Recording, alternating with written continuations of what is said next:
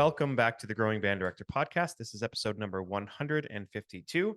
I'm here with Michael Sweeney. We spent a good amount of time in last week's episode talking about all things band, as well as going through a number of his pieces from grade 1 to 4. If you haven't checked that out, go back and listen. But today is going to be all about, as my friend Craig Skeffington says, the 2 and 4 band. We're talking jazz band today. And I'll mention, like I said on the other one, your arrangements of classic literature for a younger band has changed jazz education in a way that I don't know how many other people can say. So again, I thank you for that.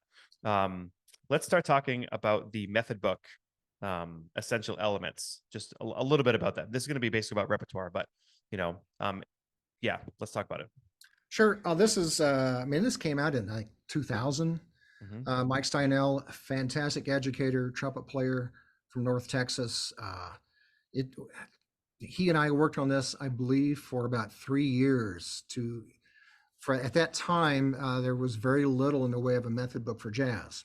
So we restarted a number of times to find the right approach. And I think we hit on a system that really helps teachers, whether or not you have a jazz background, to really understand how to teach swing.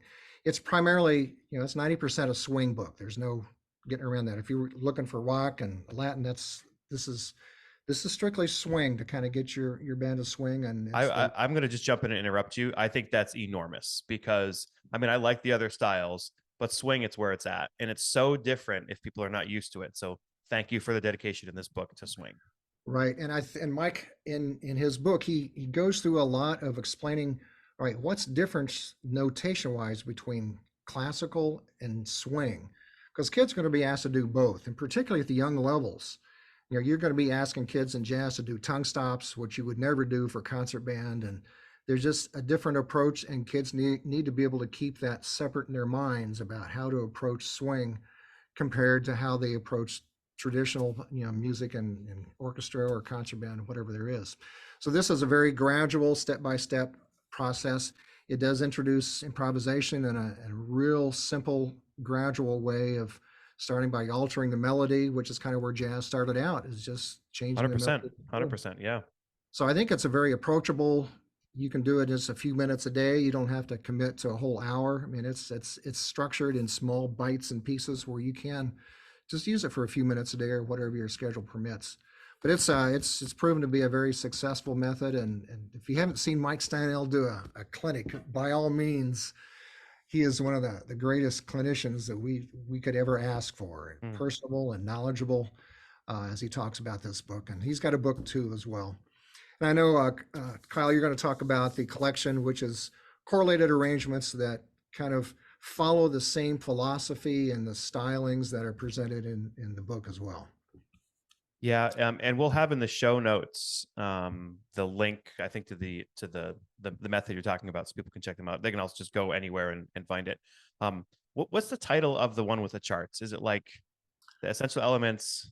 It's not the method book. What is that called? It's Essential Elements for Jazz Ensemble Collection. I think it's just called Collection. And when I first found it was over a decade ago, I think. 15 charts within a well-bound book, and all the kids get a book part. It was $140. And again, I'm not here to sell, but like 15 charts that work for a young band for $140, like you just can't beat that money wise. And what I love about it is the layout. Again, I go back to my wife. She loves this too. You open it up and you have the chart, which is very playable on the left, but on the right, what are the 4 parts of that section that kind of helps you teach the band in unison? Isn't it a rhythmic?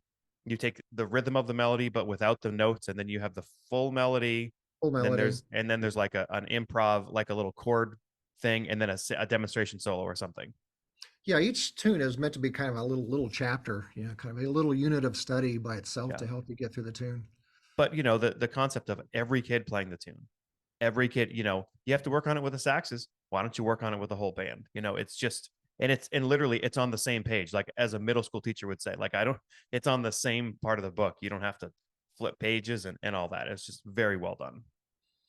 Oh, thanks. Yeah. It's also in the Essential Elements family, we've got play-alongs that are grade 2 play-alongs that are tied to the Essential Elements.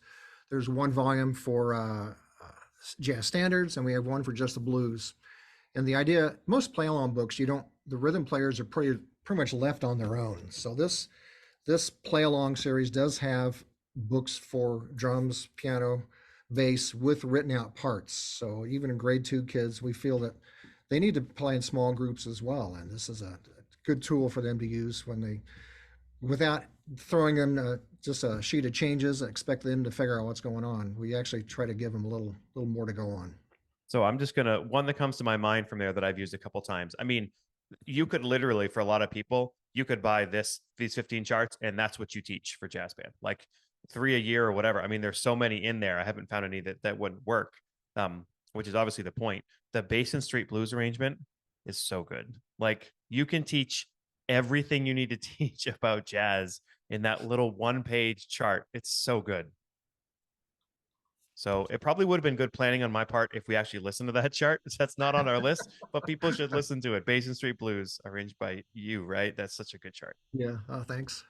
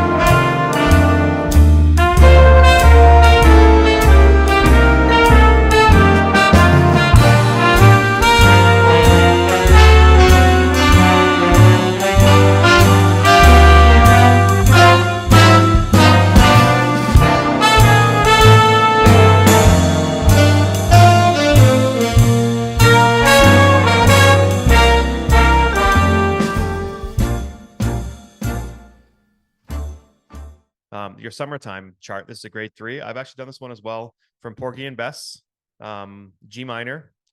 You mentioned it has a half a million YouTube views, which is pretty awesome. You know, you stumped me a little bit from a arranging standpoint. Lots of twists and turns. When I worked on that piece, I didn't notice those. What were those? It's mainly harmonic substitutions, and there's one spot where the melody is the same, but the total harmonic structure changes. So it's mainly harmonic substitutions and different angles to approach that. I try to do, again, with this one, give every section a chance to play the melody. With younger charts, when there's a solo section, I try to provide some sort of safety net with background figures. And it's nice if those background figures do something too, rather than just lay there and riff. Mm-hmm. If there's some growth and development in the background figures, that I think adds a lot to the interest of the tune. I think it gives the soloist something to play off of then as well. And a huge part of jazz education is going, okay, here's a piece we're working on. Let's study jazz history and jazz history recording. So when you're doing summertime, even though it's not your arrangement, we're listening to Miles, we're listening to Ella, we're listening to Lewis. We're going back and listening to all of them. So again, this is why I love doing arrangements of classic tunes, because then you're going back and listening to all these greats and then using that in your performance. So anyways, we'll talk a lot more about that as we go. I bet you for all these, because it's huge. Here's your arrangement of Summertime.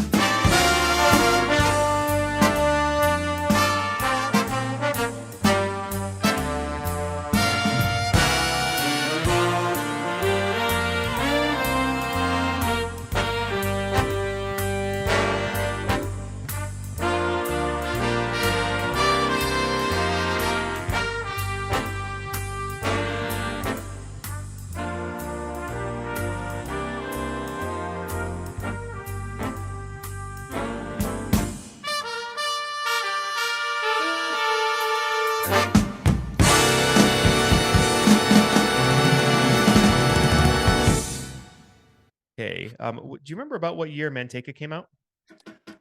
That boy, it's an 90s. old, it could be 90s. Yeah, Okay. it's an older one certainly. I guess we do have a YouTube video on this one. Some of the older ones we don't, but yeah, this one we do. But it goes back a ways. With anything, it's the goal is to find a way to capture the authenticity of the piece, but still make it playable for younger kids. So that's ranges are important, but finding rhythms that are not necessarily simplified, but easier for them to grasp. Maybe some fewer, more landing points, but something that's still characteristic to the style. You can simplify some things and have it not sound authentic at all. And there's ways to find simpler rhythms that still convey that authentic style. And that's kind of what I tried to do with this piece. And what people may or may not know is Dizzy Gillespie, who wrote Manteca, was like singularly, at least in my education, responsible for the Afro-Cuban jazz connection, right? Doing all of that with his United Nations Orchestra and much before Absolutely. that.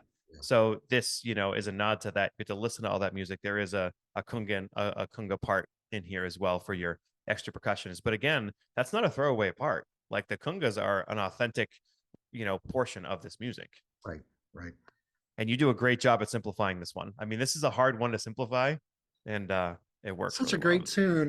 So I good. worked hard to find a way. It's Yeah, yeah, and this is great too. So let's listen to it. Here's Manteca.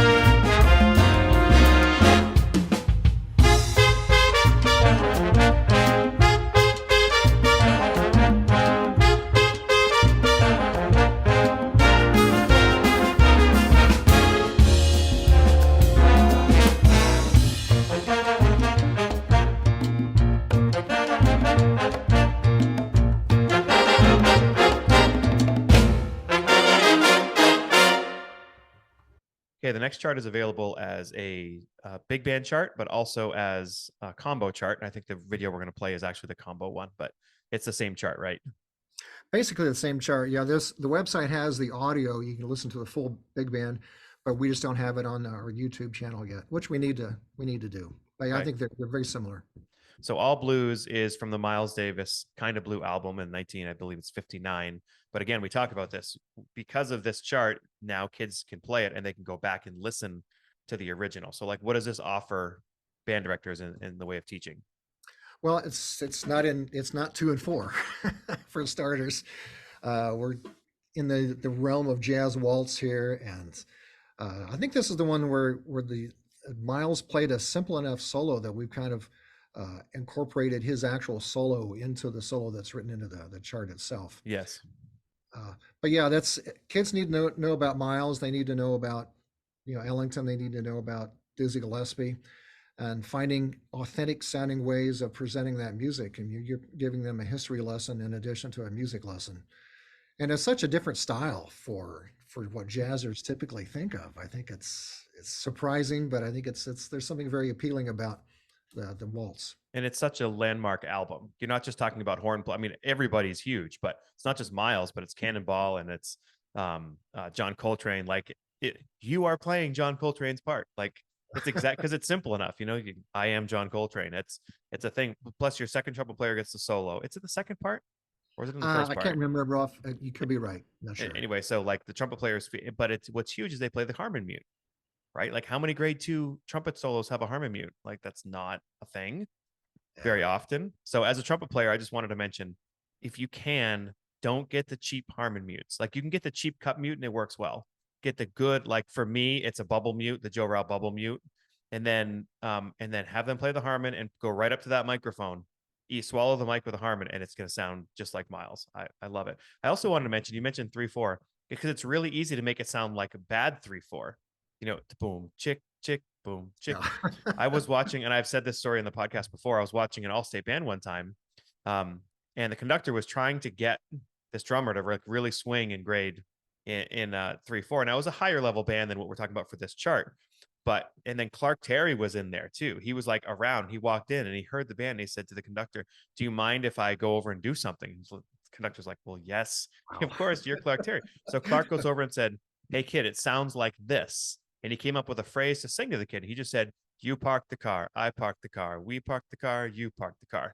Can you say that?" The kid said it and said, "Can you play that?" And the kid played it like within 30 seconds. And the conductor had spent like hours trying to get this kid to do it. And Clark just comes in with this mnemonic device and makes it happen. So I always think of that when we talk about 3/4. Well, the other thing with young kids too often, drummers that are playing jazz, they're feet heavy rather than hands heavy. And it's jazz is all about the cymbals and get off of the bass drum and focus on the hi-hat and the ride cymbal, and that'll help you get the style a lot closer. You mentioned that bass drum. So I don't know again what Hal Leonard does here, but so many young band charts has all those quarter notes in the bass drum. And yes, there's a chance for feathering, but I will say to people, number one thing I do with a young drummer, don't use the bass drum. Like just get rid of it for now. And then you can go in later, but even if it's written in the part, it's okay if they get rid of it, right? Oh, absolutely. And that's hopefully we're not doing that anymore. That's pretty kind of an old school. The drum part used to be quarter notes in the snare drum and bass drums. And then it said swing. Well, how do you swing? Yeah.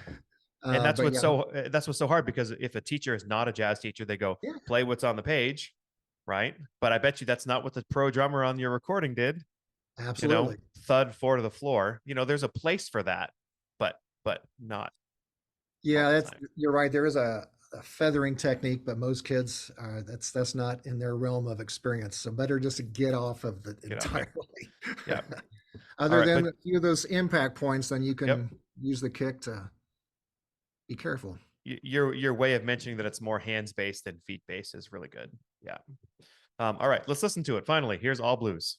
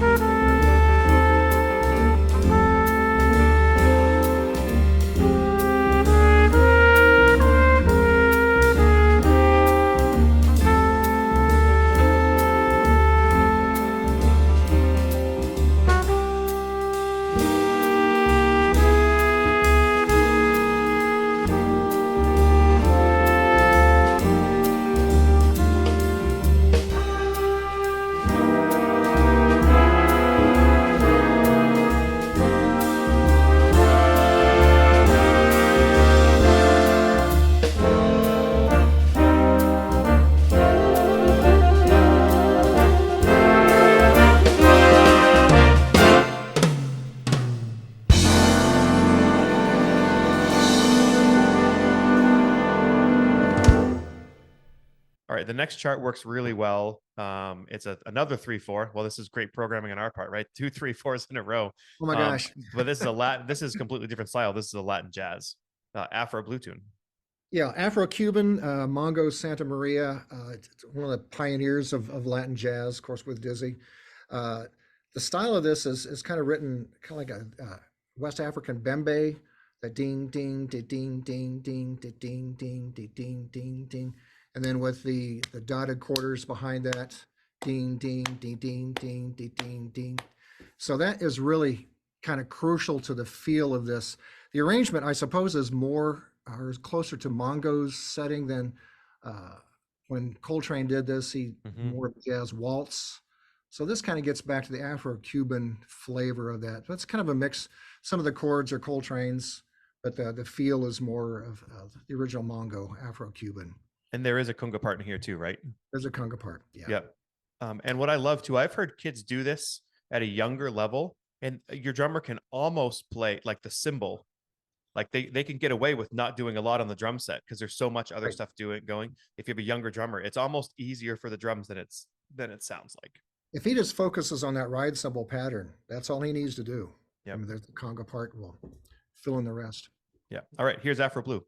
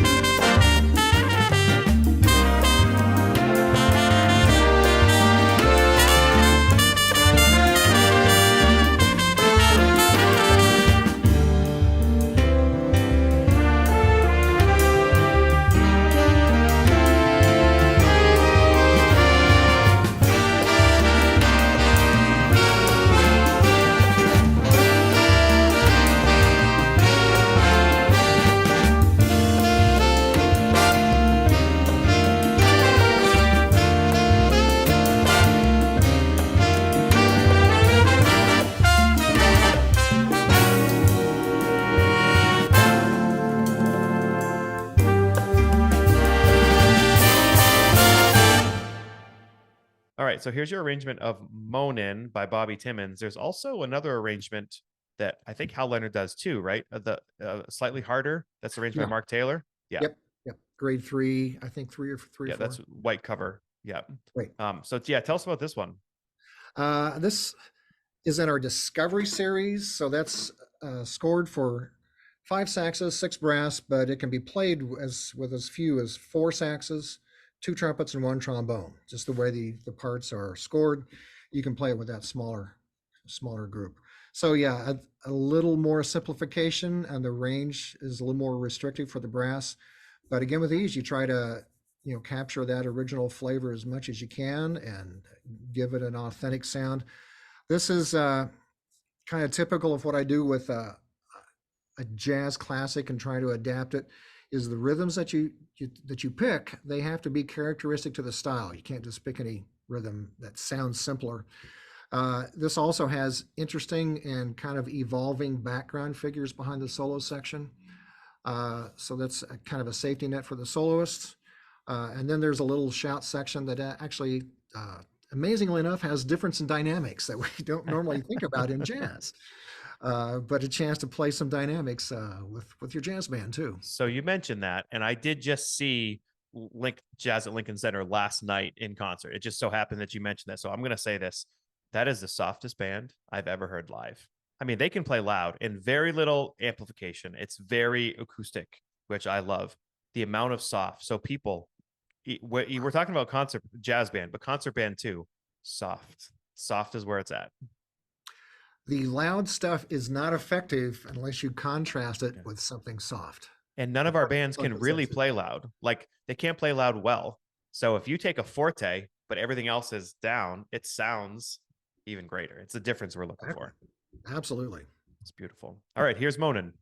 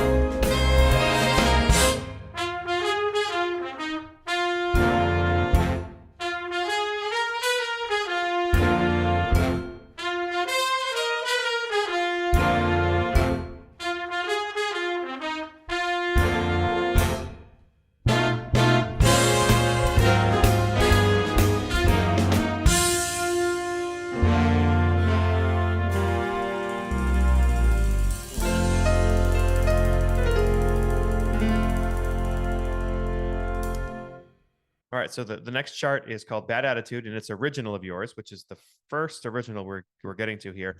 But what I want to point out on this is that it's a 16 bar blues. So when you typically get to the like, again, I'm telling you, the one who's done this, but it's more for other people. When you get to the 5 chord, instead of that being one measure and the 4 chord being one, you kind of extend that out. The last half kind of turns into, 4 bars turns into 8 bars. Yeah, it's a little different style, and it hopefully does have a little bit of attitude to it. Again, this is in our Discovery series, so it's our easiest series for jazz. Shuffle groove is always fun to play. I mean, it can be kind of tough to teach, but it's meant to be a shuffle with some grit. The bridge, it does go to a harmonic place that you're not expecting, so it's just not a standard 16 bar blues, but I try to do something a little surprising, something a little different there in the middle. Then it does get back to I feel like I didn't listen well enough then, because I listened and I didn't write that down. So maybe I went, oh, it's 16 bar blues, and I cut it and went to the end. But yeah, get to the bridge. Get to the bridge. I'm caught. So it's the 16 bar blues with a bridge. That's awesome. There you go. What key is it in? That I can't remember. I think it's in B flat. I think it's in B flat. Could be. I wish I could tell you. I should know prepared. These. So how far away does the bridge go harmonically? Is it like, it's not crazy, right? Oh no. It's like a third different. It's a related key, but just not something you expect in a jazz piece. It's not like rhythm changes where it's like the major 3 chord where they're pulling their hair out or something. Yeah, no, it's not. No. It's not weird. It's still very manageable. This is a great chart. There's a lot of charts I've listened to, and I listened to this one in preparing for the show, and like this one's gonna come in one of our programs here coming pretty soon because it's super cool. Let's listen to it. Bad Attitude.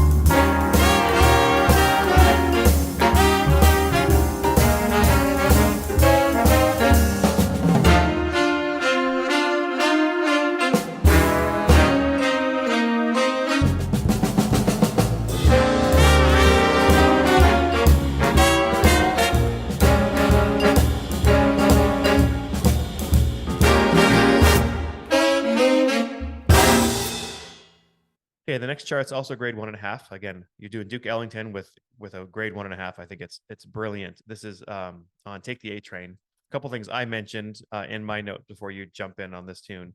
Cut mute with the brass. I mean, that's huge. The fact that they get to play with the cut mute by the Stone Line cut mute. It's what colors are red is on the end, and they're the cheaper ones, but they sound amazing. And I love that you have the short solos that was it like 4 bars at a time or so that sprinkle throughout the band, and the written material that they can follow that is like the melody but not the melody. This is a tune that every band, every kid needs to know about. I mean, there are a bunch of versions out there, and the goal here was get it as easy as we can for those second, third year players. But it's in a reasonable key. I think it's B flat, and it's as much of the original as I could to fit in there. The main thing is style. Just it's a piece that learn to play the right style, listen to a bunch of other recordings, and take it from there. But it's not hard, it's not long. Just a nice quick introduction to Billy Strayhorn's writing with the Ellington Band. All right, here it is. Take the A Train.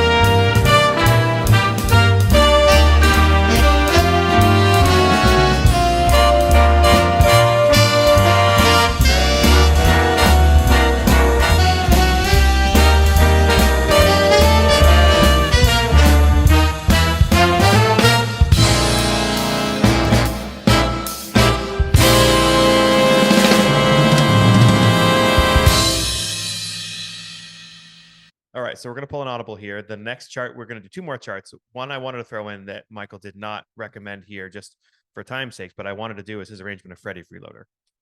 This has, again, it's from that original, what did we do of All Blues, right? It's from that same Miles album, Kind of Blue. But what you do in this, it's one of the simplest tunes you could ever play. One besides CJM Blues, it's probably the simplest. You have the piano solo is quoted from the original, and the trumpet solo is used as a trumpet soli. So the fact that you're listening to Miles Davis again and then using it in a grade is grade 2, right? Yeah, grade 2. I've loved. So here's what I did, and I'm taking a leap here, and hopefully I don't get scolded. I actually, this was a focus for one of our second band at the high school. This was not a middle school. This was like, hey, this is going to be our blues. So I actually took the rhythm section, the vibes and piano, and they played the actual first chorus of the solo on the original. And then Miles's solo, you used part of it, but I actually had the trumpet section all play the melody. I kind of did those harmony parts you worked so hard on. I wanted them all to learn the transcription.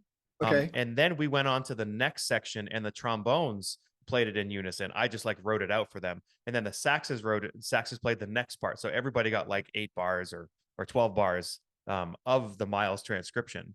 And then we just went right into your shout solo section, and it worked brilliant. It was like a way of taking this great chart.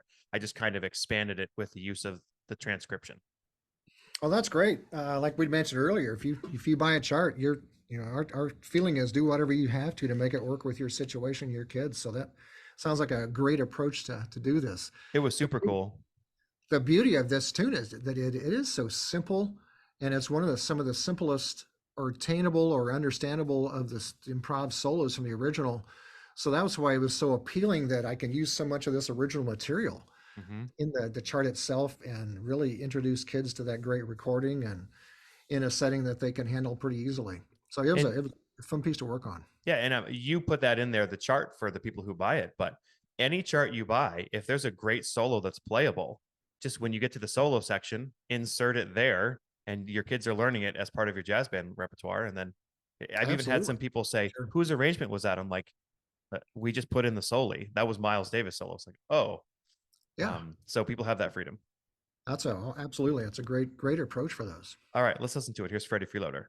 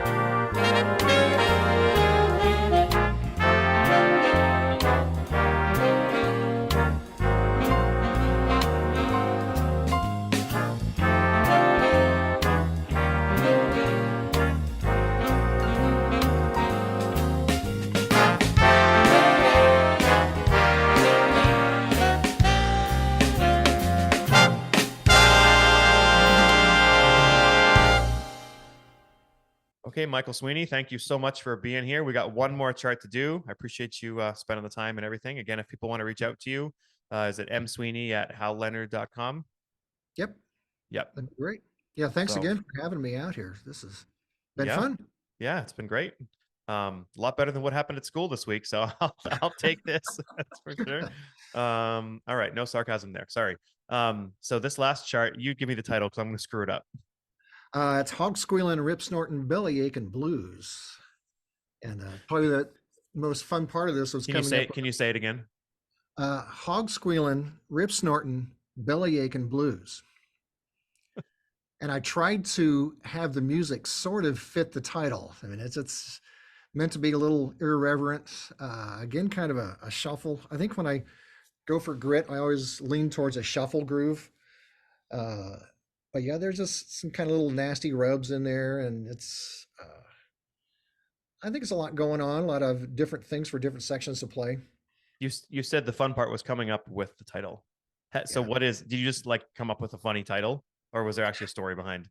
Yeah, no, there's no particular story. Just trying Yeah. to come up with words that sound that are a little outrageous. And Well, when you say the word hog squealing, and it's like kind of dirty music, right? Like right gritty away, music. So there you right go. away. Yeah. So I don't know. A couple things I mentioned. There's an electric on the recording. It's electric piano. I mean, it should be done Right. with normal piano, but that's another cool sound you can use. Yeah. Yeah, it gives it a little different flavor to it. And the Yeah. electric bass we use on the recording too. I also, you mentioned the bass. That I also had that mentioned because not for the whole chart, but in my listening, I noticed for a lot of the chart, it's that just one pitch on the repeated eighth note. Do do do do do do do do. Yeah. Right. And there's a part that walks too, I think. But if you have a newer bass player, like that's easy. It's much easier than what they normally have to do. Yeah. They can get that staccato on the downbeat. Do Yep. do do do do do do. Yep.